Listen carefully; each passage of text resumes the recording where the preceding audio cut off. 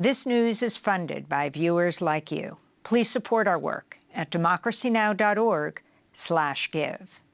Mediators from the United States, Qatar, and Egypt are pressing Israel and Hamas to accept a proposed three-stage ceasefire and hostage deal that would include the eventual withdrawal of Israeli troops from Gaza. On Friday, President Biden outlined the proposed deal at the White House. Israel has offered a comprehensive new proposal. It's a roadmap to an enduring ceasefire and the release of all hostages. This proposal has been transmitted by Qatar to Hamas. Today, I want to lay out its terms for the American citizens and for the world. This new proposal has three phases. The first phase would last for 6 weeks.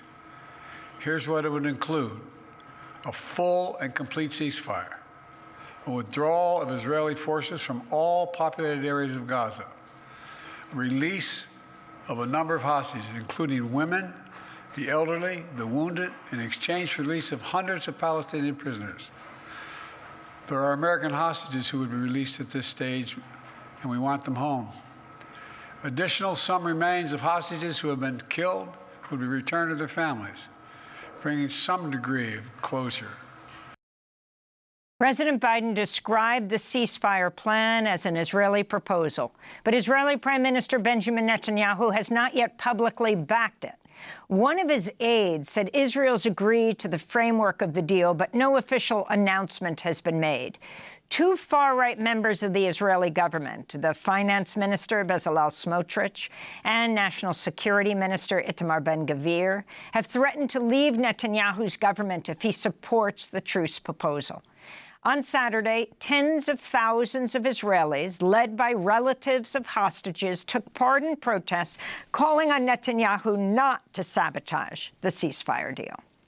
On Sunday, families of hostages protested outside Prime Minister Benjamin Netanyahu's office in Jerusalem and urged him to accept President Biden's peace deal. This is Shay Dickman, whose cousin is an Israeli hostage in Gaza. I'm here to support my government in taking this deal, the deal that Netanyahu suggested, our Prime Minister, that will get all our people back home. We are all here in support for the return of all hostages. Meanwhile, U.S. House Speaker Mike Johnson and Senate Majority Leader Chuck Schumer have invited Netanyahu to address a joint session of Congress. Senator Bernie Sanders slammed the idea of inviting Netanyahu at a time when the International Criminal Court is seeking his arrest for war crimes. For more, we go to London, where we're joined by Daniel Levy, president of the U.S. Middle East Project, former Israeli peace negotiator under Prime Ministers Ehud Barak and Yitzhak Rabin. Welcome back to Democracy Now!, Daniel. If you can start off by laying out what this plan is, the significance of President Biden presenting this plan, and where Netanyahu and Hamas stand on it. Thank you for having me back, Amy. This is significant because it's not something you can do, every week for the President of the United States to say, here's the plan. I don't think he's done it at the most propitious moment. I don't know why he's waited this long. But there you have it. He has set out this plan. What he set out was various phases. It's not something particularly new. I think the crucial ingredients were that President Biden seemed to suggest that this is a package which is a permanent, sustainable ceasefire in the context of the current hostilities. That was a crucial missing ingredient. The other thing was he suggested that this is an Israeli proposal. Curiously, he then went on, considering he said this was an Israeli proposal, he then went on to outline why this was so advantageous to Israel and why, therefore, Israelis should accept their own proposal. Now, Amy, I'm a strong believer that there is sometimes a place for constructive ambiguity in order to advance something, and sometimes one needs a bit of poetic license. In other words, where he gave the Israeli victory narrative, I don't think that was an accurate reflection of reality, the balance of forces, the balance of power, but if that's what will get us to an end to these horrors, so be it. That's Friday night. We then have an initial Hamas response, which talks about this being positive and constructive. We have Egypt's foreign minister today visiting Spain telling us that Hamas has viewed this positively. I think for Hamas, what they have suggested is the key is making clear that indeed this is the on-ramp to a permanent ceasefire. We had a couple of strange tweets from the Israeli Prime Minister over the weekend in which he suggested, well, we've got our own conditions. And then you had not only the ministers you've referred to, Amy, Ben-Gvir and Smotrich, but much of Netanyahu's own Likud party unequivocally rejecting the deal. And just now, appearing before the Israeli Foreign Affairs and Defense Committee, Prime Minister Netanyahu, because I think this is important, has said the following: the deal will not stop the war, will not stop the fighting. It will bring a temporary ceasefire for 42 days to get the hostages out. This directly contradicts, should he stand by his word, what President Biden said. And so the question now is, do you allow constructive ambiguity, Netanyahu having forcefully rejected this, do you allow that to become duplicity and dishonesty, or do you act differently? The ball is back in President Biden's court. So talk about Hamas's response as well. And again, to be clear, what we understand at this point, the first stage proposes a 6-week ceasefire during which the Israeli army would withdraw from the populated area of Gaza. Hostages, including the elderly and women, would be exchanged for hundreds of Palestinian prisoners.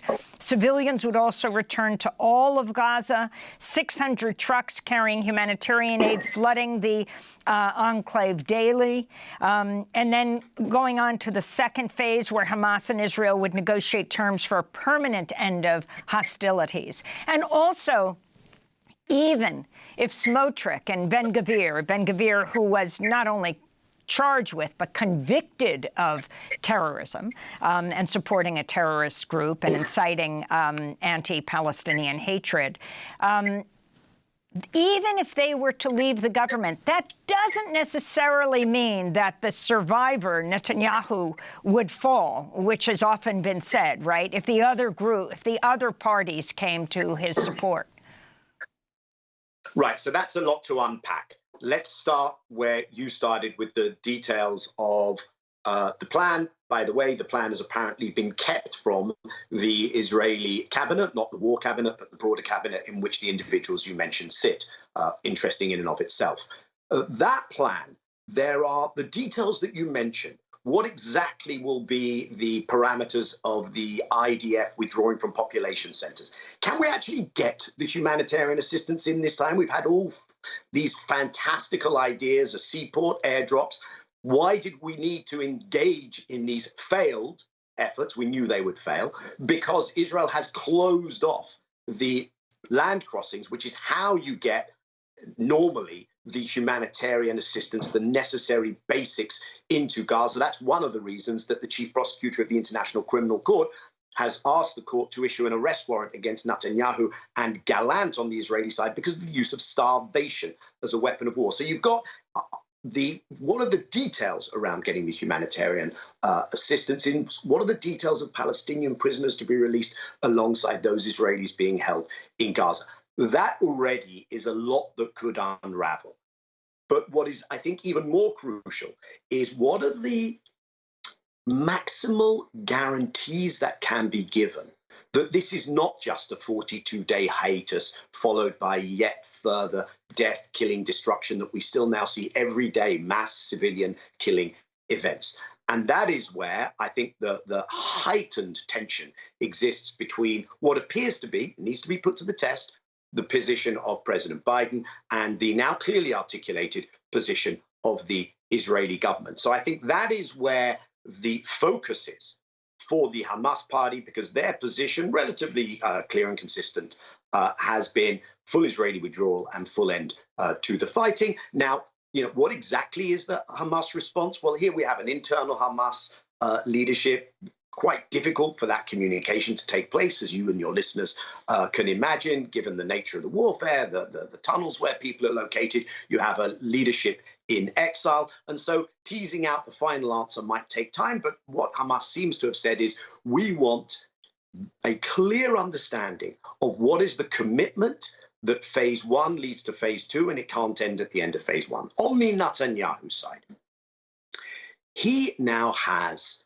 an equation to deal with.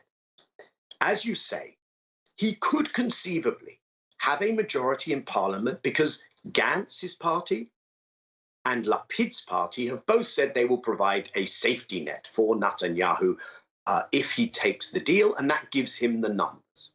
However, and let's be clear, Gantz and Lapid have supported this war throughout. They've had no qualms about any of the violations of international law that is committed, just so we correctly characterize those folks. But they have said they will offer a safety net for this deal, and that's important. However, that makes Netanyahu dependent on people who want to bring him down, who want him out of power, as well they should as the leaders, putatively, of the opposition.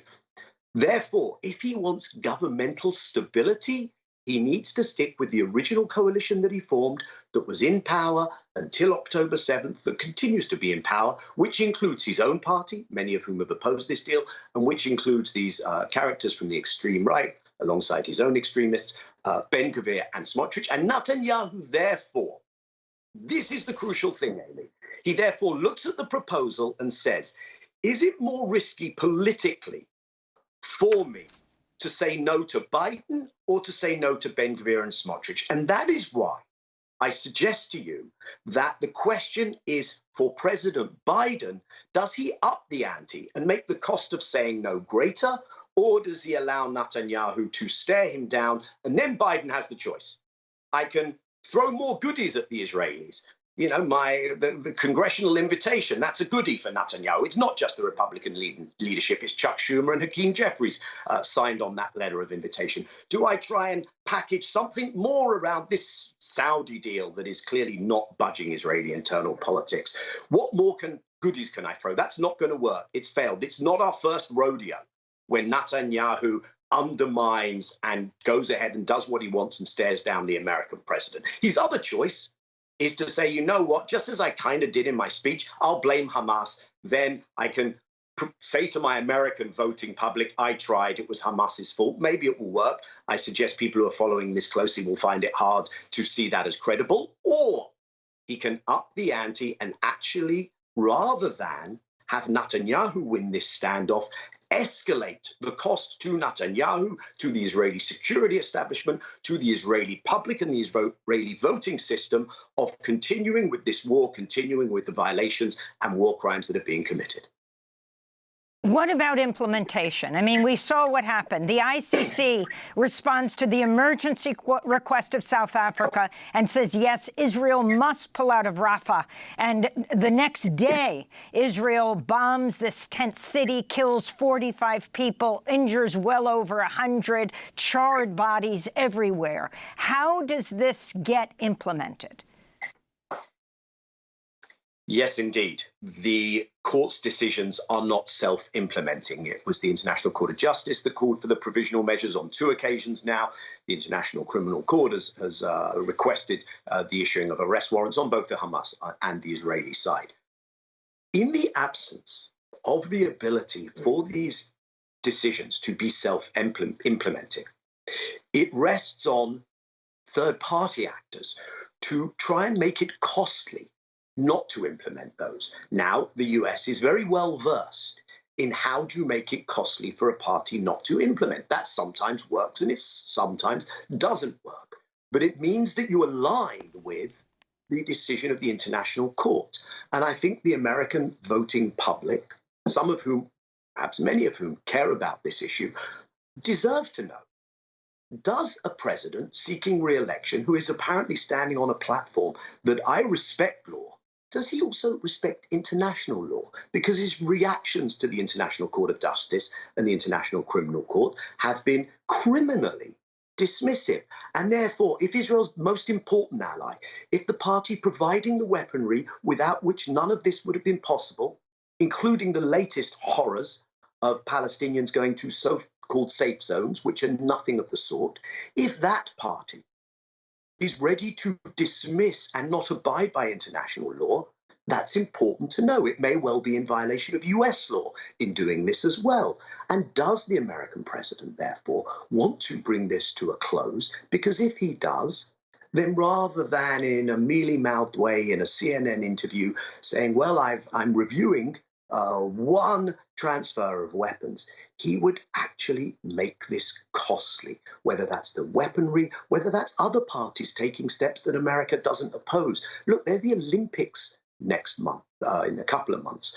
Israelis care about things as long as it's just rhetoric. As long as Israelis don't see a tangible cost, then I think it will be very difficult to budge the equation where Netanyahu says, I can win this, I can carry on, I will get away with it, and the US will continue to run cover for me.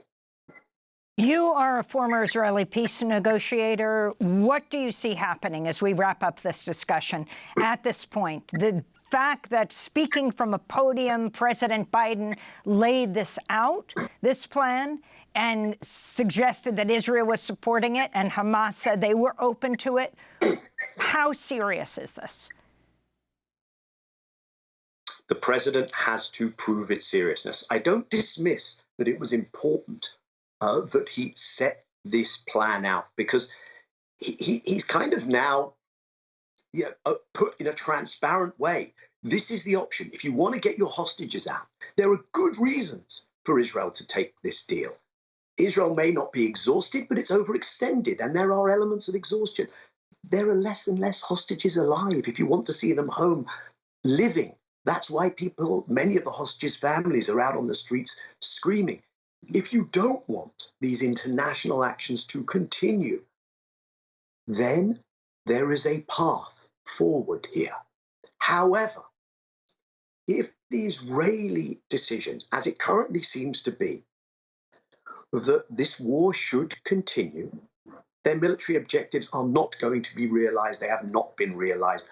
Hamas will not be vanquished in the way that Netanyahu suggests. The Palestinians cannot be defeated militarily. Some of the fantasy day after plans are precisely that. They are magical, not realist thinking. But if you want that equation to change, then, as the leading Israeli columnist Nahum Barnea has said in a column today, he has said there will have to be internal and external pressure to change that equation. So I fear that initially what we are already seeing is that Netanyahu will try and get away with poo-pooing the American president's plan and trying to have the blame placed on Hamas.